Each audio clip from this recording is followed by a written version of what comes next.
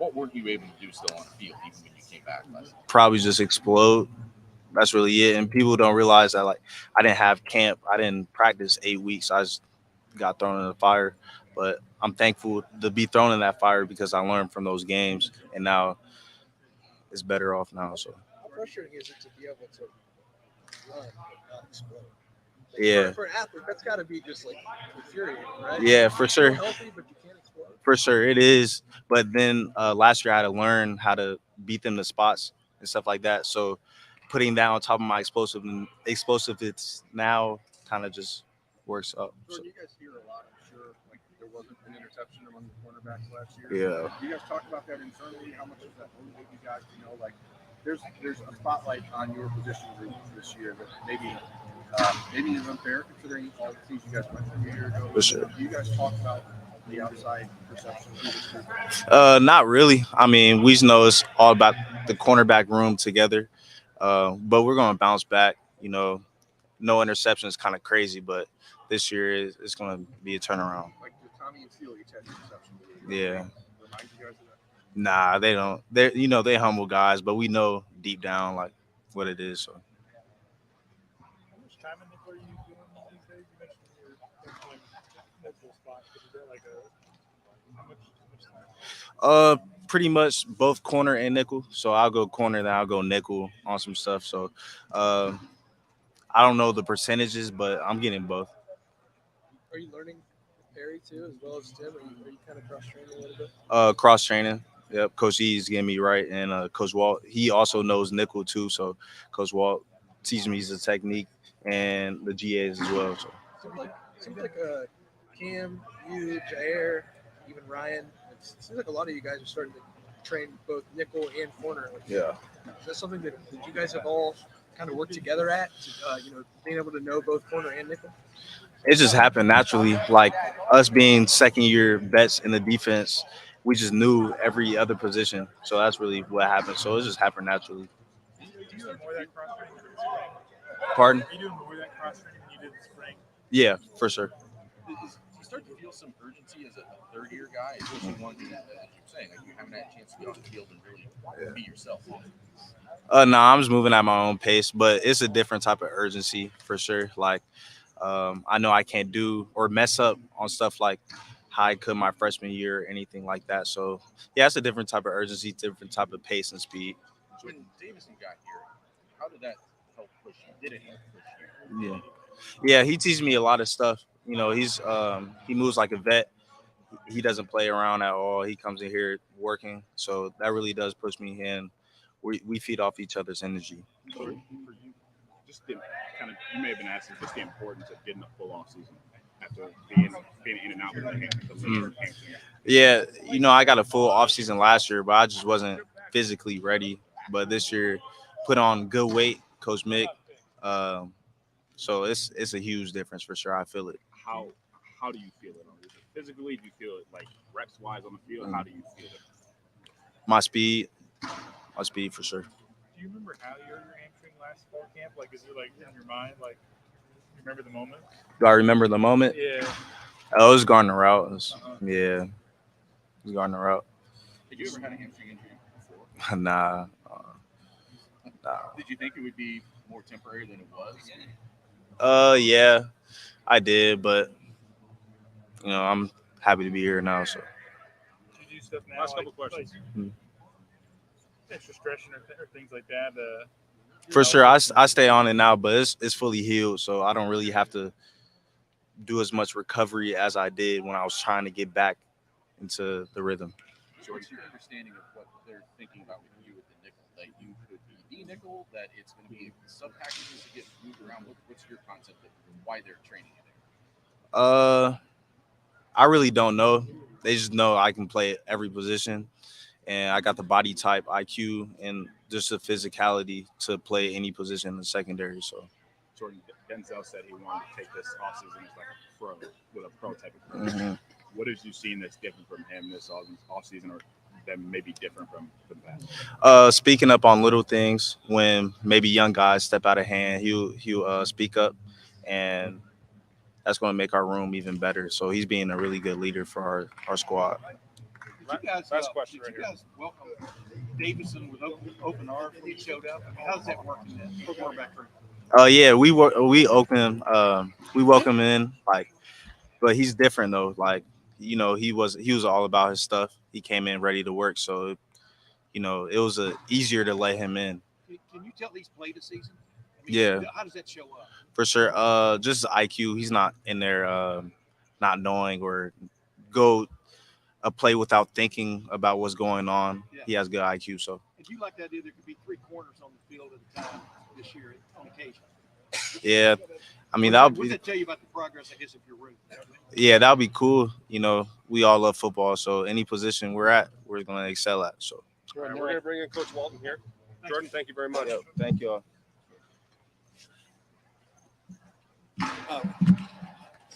Tim, where have you seen the biggest jump from Jordan? You saw him at spring ball back to him 100%, but now having the full off season, where do you see the biggest jump right now in training camp for him? Just see it. The game is slowed down for him, so he can play fast. He's seeing it quicker. So he had a chance to go through the spring and then the preparation throughout the summer.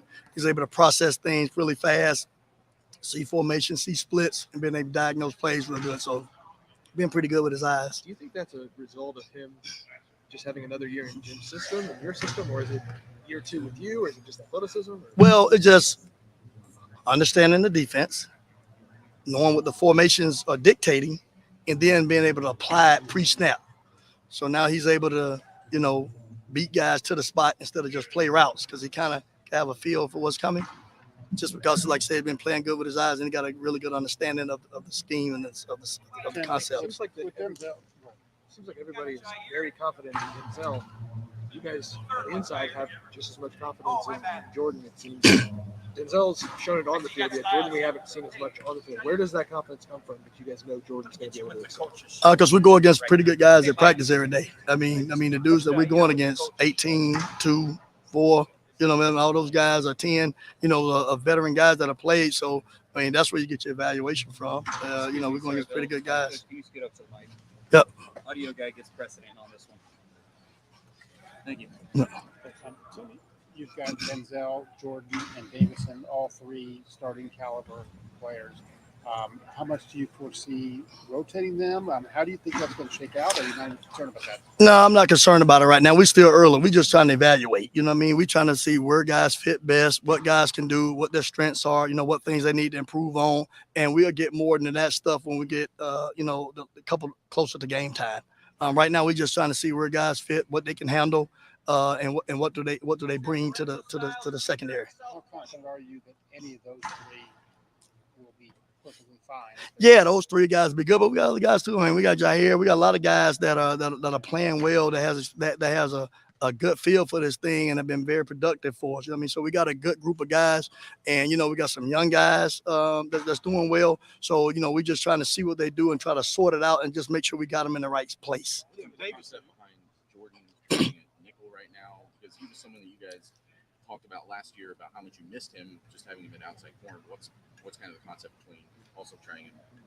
Smart, understands, man. We're trying to create positions where we can put guys in the best spot that can help us. So we're just moving guys around and seeing he's a smart guy. He can handle a lot of football. He has a high IQ. He sees the game well.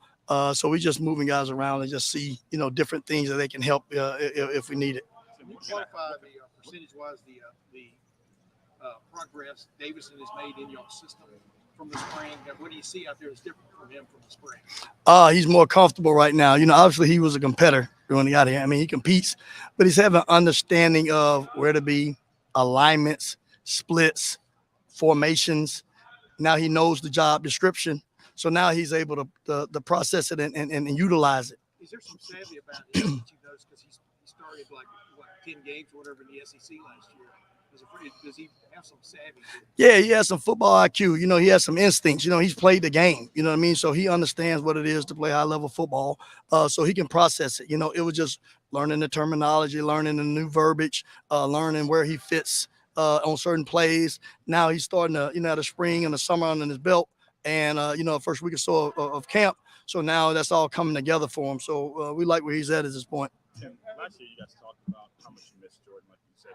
What does a healthy Jordan Hancock bring you that maybe you missed last year? He brings us a lot of versatility. You know what I mean? He has a lot of options. We can move him around. We can put him at different spots. So when you have that flexibility with a guy, it just allows us to be able to do what we want on the back end when you have guys that can handle that information. What have you seen so far from Calvin? Just in the first 2 years of his He can run. He's tough. He can run, but he just got here. You know what I mean? So he's going to catch up with some things, but he's going to be good, man. I like his physicality. His good size. He can compete. He can run. He's just catching up on some things right now just because of a little bit of a missed time this spring. Other than Jordan, are other guys cross-training nickel too? Yeah, man, we got a lot of guys doing it. Like I try to have I have 3 or 4 guys in the room that I'm training to do that. You know what happens in football, man. You got guys get injured. You got things that come up. You have to move guys around. You got matchups. So we just train guys to try to be ready for that when that situation comes. So yeah, we got a lot of guys that's kind of learning that. Is Davidson somebody you'd ever front? He's a bigger corner too. Yeah, possibly. You know what I mean? We just kind of have them learning, and we just kind of, it's all based on situations and when the need is for it. So we just kind of cross teach guys so they can just learn the game of football. Obviously, when you can learn what other positions are doing, it helps you with your primary position. So it helps escalate your learning curve. Tim, if you have a corner who maybe loves to play press man and get up on guys, and maybe another corner who feels like he's really good in off coverage and breaking the balls, do you try to take that into account at all in what you call to set them up? Always. And we try to put them in a position of their strength. And then, but we also try to teach them situational football. So they got to work on also the things that they may not be as strong at, because what happens is they can get caught in a lot of different situations where they have to do that. So we just don't allow them to play to their strength all the time. We have to work on those things that teams will try to attack. Because, like anything, when people know your strength, they try to attack your weakness or something you're not as good at. So we try to make sure we put them in those positions as well to work on them, because that's what happens in the game of football with tempo, with motions, with all those things that creates you having to get down, you know what I mean? Or creates you having to be off with splits and stuff like that. So you gotta teach both because it's going to have to be applied at points during the game. Maybe they do have a preference sometimes. Yeah, we do. But, like anything, like, when I was in the league for a while, when you get a guy like, for example, you catch a big corner like Jalen who likes to put hands on guys. Well, what do? They get guys moving all the time to get you off the ball and get you not being able to get down on it. They reduce the splits. So now you have to get off. So they're going to create those scenarios by formation shifts and motions to get you in that. So you have to work on it because offense can dictate alignment sometimes. Being in the second year of the system, you know your players, you know the scheme better. Are there any schematic changes that you've made to try to align what you guys want to do and what your players' skill sets are? Yeah, we tweaking everything. You have to be ever evolving back there, man. If you're doing the exact same thing that you did last year, people gonna catch up to you. So you have to always make sure you're tweaking and adjusting and evolving to make sure you're giving different looks and you changing things to put it in the best situation for us and keep the other team off guard. So you're not. I was reminded that cornerbacks didn't have any interceptions last year. It's like, we talk about it every day. That's changing. You can tell now we're gonna touch the ball. So you can see that's changing. That's gone. You talked about. I asked you that at Peach Bowl about not having any interceptions, and you said that it was kind of random. The interceptions can be a little random. Yeah, it's all random. And like you said, I've been coaching for a while, man. As you start to go through it, it all based on opportunities with balls. You can hit a streak at times where balls are not in a position where you are able to get your hands on a lot of them. It wasn't like a lot of drops. It wasn't like missed opportunities. It was like sometimes the ball is not in a situation. And doing this for a lot of years, sometimes that happens. Now, it has to be more than that because you got to go create them. You have to go create it. So that's the mindset we on now, is trying to go create the turnover, but you got to do it within the confinements of the scheme. That's a very defined stat, though. 0 interceptions. How do you make sure that you preach that to guys like, hey, we got to get our hands on more football? You don't worry about that. You go play the game. Okay. You don't worry about that. You don't play the game. You know what I mean? You go play the game. Every year's a different year. Every game's a different game. So you don't worry about that. You know what I mean? You just go play. It'll come. You know what I mean? So I go back to that just because of the fact as you start to go through it, like I said, I can start showing you situations of doing it for a long time where it goes streaks of that happening, and then sometime it comes in spurts, and then it is situations based on where the ball is getting placed on a lot of things. So that's all different. But you control that as each day and each game goes on with that. Back in the spring, those were talking about how maybe there's a bit of a mindset shift in the cornerback room when you're going up against Ohio State's wide receivers. And maybe last year when they would beat guys, it's Marvin Harrison, it's Emeka Egbuka. They're supposed to do that. Do that to everybody. You're not going to see that around the country. But maybe you saw that also kind of shift into the season, even when you weren't going up against those guys sometimes without competitive guys. Where have you seen a maybe mindset shift, not necessarily in the coaching staff, but just in the players, how they approach even? No. They understand in the system. They understand the stuff to do. You know what I mean? So as you start to go through it, they're understanding details. They understand how the stuff is applied. They understand how to go apply it.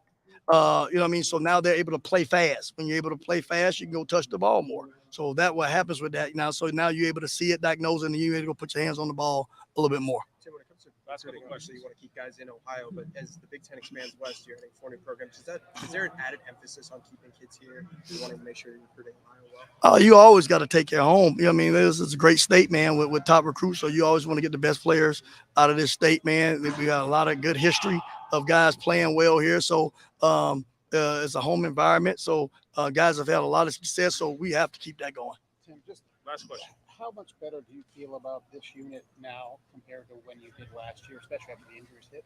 Yeah, I feel real good about it because now we've been healthy. You know, guys have been in the system. Guys understand it. So you're developing chemistry, you're developing unity, camaraderie. So those guys are playing together now. So the communication. You know, people forget last year that it was a lot of injuries. There's a lot of guys in and out. You know what I mean? So there's a lot of that goes into effect. I can go through and show you, 5 or 6 different lineup over 12 games. So what happens, you now in the spring, guys are all there, guys all played together, guys all understand it. So now you can see it gel a little bit more. You've gone against quarterbacks, obviously. What's your impression so far? What you've seen? Quarterback's good, man. You know, we're in a good situation. So we just like to compete every day with it, man. Guys make throws. It helps us because we're seeing good wideouts and good quarterbacks every day. So hopefully that prepares us. If the guys can go apply it, it should definitely help us when we start the season because we're seeing the best in the country, man, on the other side of the ball in a lot of positions. All right, Coach, thank you so much. Thank you.